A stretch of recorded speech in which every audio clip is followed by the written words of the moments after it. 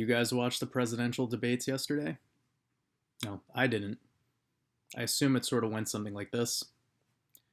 You got the red team, you got the blue team, red jester's hiding something behind his back, looking kind of sneaky. You got blue team playing you like a harp. Just a couple of guys being thrown softballs. What a charade. Anyways, so we're going to get into the charts here. Bitcoin yesterday didn't really do much. Today, not really doing much. Just do a quick recap of what happened in our last video. We discussed where we are at in these cycles. The way that I determine that is using the Wyckoff method. If you'd like to learn a little bit more about this, watch my two previous videos. You'll see over here the spring, followed by the test, and then right now we are approaching what I believe is a LPS. Okay, so essentially what's going on here is the spring is the start of the bull market. The test is this trading range that's sideways right here before a breakout fake out, which comes back down. Kind of looks like a Bart Simpson head. And then now we're going to trade sideways a little bit until there's a move to be made. The really good thing about this, testing this area as new support, means that we are going to build a lot of VPVR strength, a lot of volume support in this range. And the elections are a huge reason, I believe, that we are not pumping up.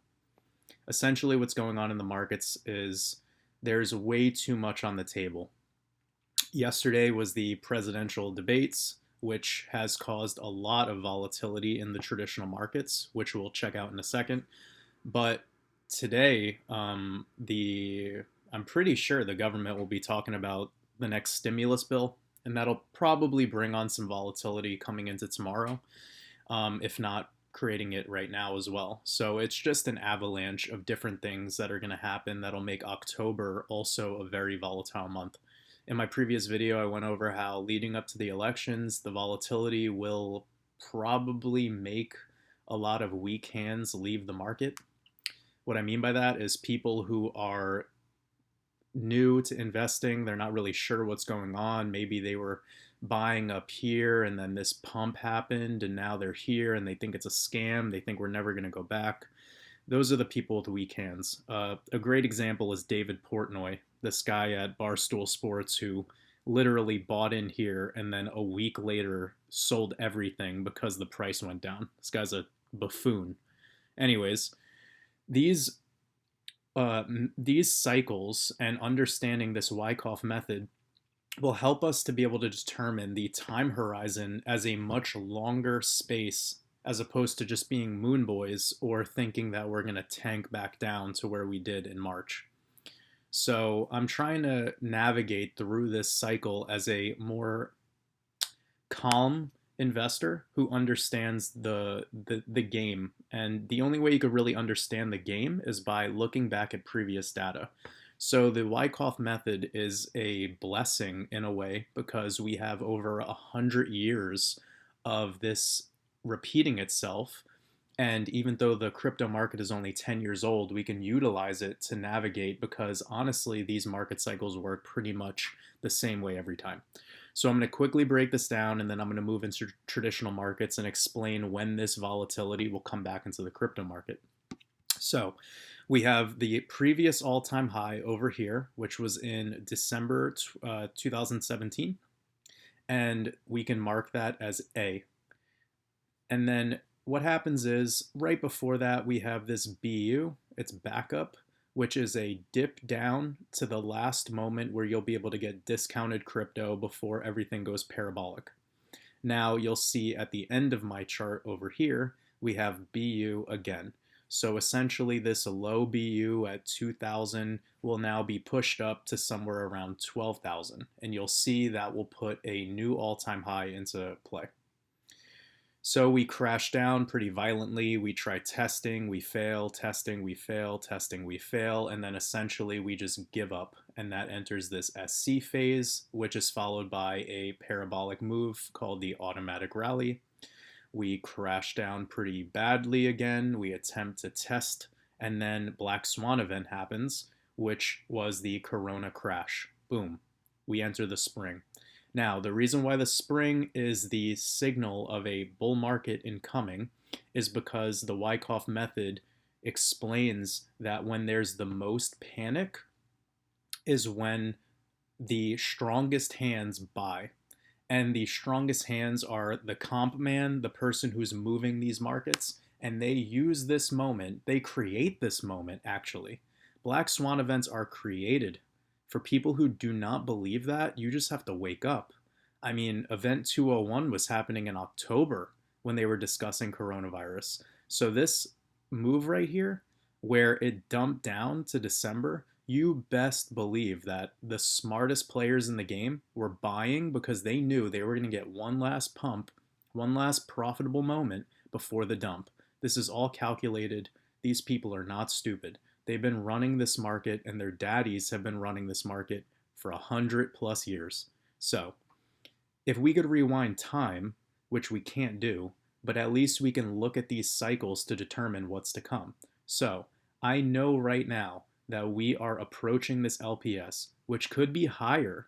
It doesn't necessarily mean we have to dump down like some of these YouTube channels are saying. My previous video mentions that we have support at 9,000. So that means if we come down, we're going to test this area, and I believe that's about as low as we will go. Unless there is a black swan event, which means a world war starts or a second world shutdown. This type of stuff is in the cards, and I do not want to make everyone believe that it isn't. It's a possibility. But you want to treat that moment like the Black Friday discount of a lifetime. Because once that moment comes where we dip down, it is going to go up faster than you could believe. It will pump up just like this parabolic move right here in the automatic rally, and it will enter something called the SOS phase. This SOS phase is not the true start of the parabolic bull market, okay? This SOS phase is simply just to get to this automatic rally stage. It will surpass the price slightly. I believe that the SOS will actually be around maybe 14 grand, and then it'll get rejected. When it gets rejected, it will want to treat this level, this 12,000 level, as new support. And that's when we enter the backup. Remember back here, we had this little dip. That's what will happen. So we will do something that sort of looks like this. We will trade sideways, maybe come down, and then boom, SOS, get rejected around 14, trade sideways, make another low, and then parabolic. And right here, this area is where the backup will be. And I'm not saying that it'll happen on this date. I'm just randomly drawing it so you can get an idea of the shape of how this will go. And then it will just break the new all-time highs pretty fast, I believe. Now, I do not believe that this SOS and this backup phase will come before the elections. It's way too soon. And the elections are sort of built in the way they are to create fear in the markets. So it gets everyone focused on every sentence that comes out of Joe Biden or Donald Trump's mouth will move the markets. It's just the way it works. And when the markets move, the commodities and the bonds markets move, and that will move the crypto prices. So now that we understand, it's my third video in a row pretty much breaking this down. I won't really touch too deeply on it moving forward, but I just wanted to leave that there so that we can move on to the way my technical analysis will be moving on in future videos. So what we're going to do right now is go to the DXY chart. This is the dollar index. Now, the reason why the dollar index is really important is because it works in opposites to all the other markets. So when the dollar is pumping, everything else is crashing. So we see right here in March, the dollar is pumped. And then if we go to the S&P 500, around March 20th, the same day, the markets are tanking. Okay, so this is all by design. Seriously, this is all by design. Now what's happening is a really good thing. Today the dollar is crashing, and yesterday it was violently crashing too. And I'll pull up the RSI real quick just so we kind of see what's going on here. So yeah, we were reaching oversold territory on the daily chart. I'll get more into indicators and stuff like that in future videos, but essentially we were getting overbought here. And now it's time to correct. So what's happening? We're going to reach support around this 93.7, yeah, 93.6 level. We'll come down to the 93.5 level. And then I believe right there, the 93.5 level, if we break through that, we'll start a new downtrend on the dollar. I don't want the dollar to just crash violently. Like if you see right here, this move right here in July, August, you'll also see that was when crypto, late July, August, was going parabolic. So, I mean, this is all just like, if you pay attention to this DXY chart, you will be able to get a really good understanding of the movement of the crypto markets, even though there's a very small market cap in the crypto markets. It's a trickle down effect from the way that the DXY is in correlation with the SPX, the NASDAQ, and the Dow. So what we're looking for, in my opinion, is to break through 93.5, which we're like very close. I mean, like we could break that tomorrow. It's just all about maintaining it. Again, I don't want it to crash down because that'll just bring the RSI into over sold territory, and I just kind of want the dollar to slowly crash. Like, really what's going to happen is if they introduce second stimulus dates of which the direct deposits and the checks and shit go out, what it'll do is it'll start to bring back this downtrend. And my target is to start testing areas right here around 90.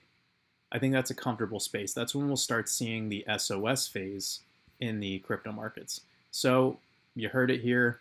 If we get to around a 90 in the DXY, we will start seeing this SOS phase, and that is most likely going to happen post-elections. Okay, so we have gone over the DXY a little bit today. It's volatile as shit. It's moving everywhere. The Dow Jones is up almost 400 points. So we'll look back at the Dow real quick just to get a little bit of an understanding. We had this pump up really fast and then a correction. And then when this was happening, everyone was making all the crypto people making the same nonsense YouTube videos saying, okay, we're going to crash like we did in March. Okay, well, what happened? It took us about a month to two, and now we got to the new high of this run.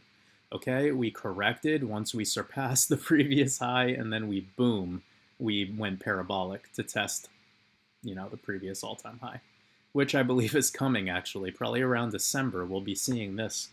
Yeah, we will be testing all-time highs for sure. So what happened? We dumped down pretty violently. We got back to this support area, which was the previous peak, and then we broke through that. We're testing some more support over here, which is in complete alignment with where the Dow saw support before it violently crashed in March. So as you can see, around the Corona dump, it started to crash, but then it came up. And that's where we're finding support. It's textbook. I mean, all we have to do now is break through 28,000, and then we'll start moving back up again. Again, take a look at the RSI. We're in neutral territory. It's fine. Over here, when we were pumping, we were in overbought territory. We had to correct. Here, when we were pumping after the crash, we got to overbought territory. We had to correct. It's textbook. As long as the dollar is weak, you will see the S&P 500, the NASDAQ, and the Dow Jones go up, okay?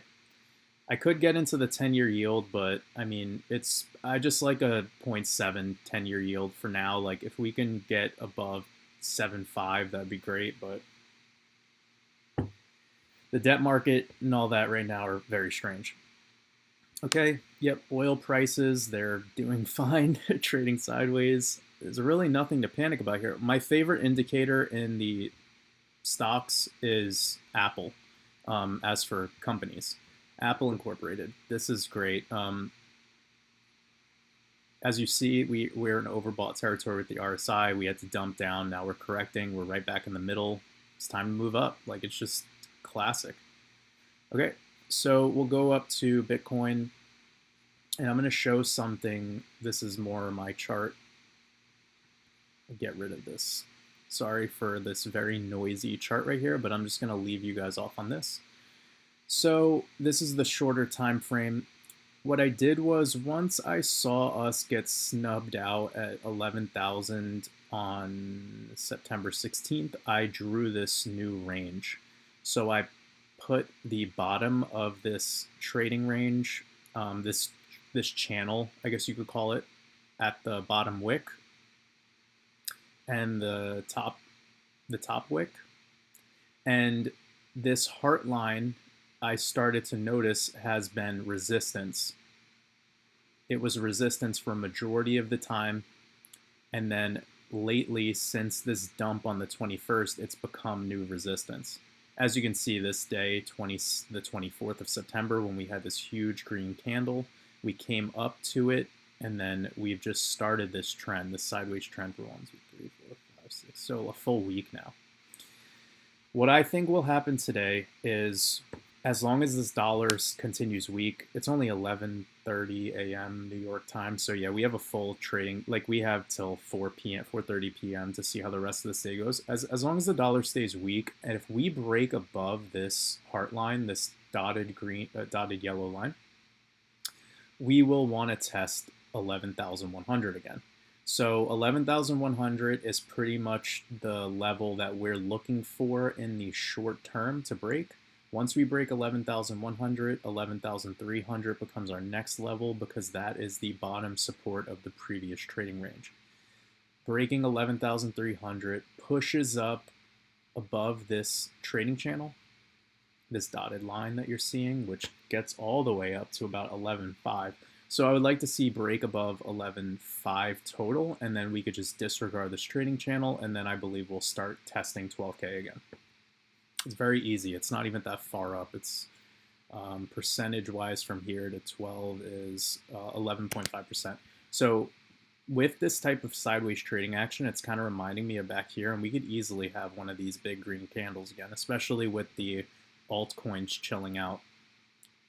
Liquidity wants to go somewhere, and because all the weak hands got shaken out on these days, the beginning of September, which is really funny to me, because everyone who was making YouTube videos in the beginning of September was trying to say that we're just going to dump down to like 4K again for the Bitcoin price.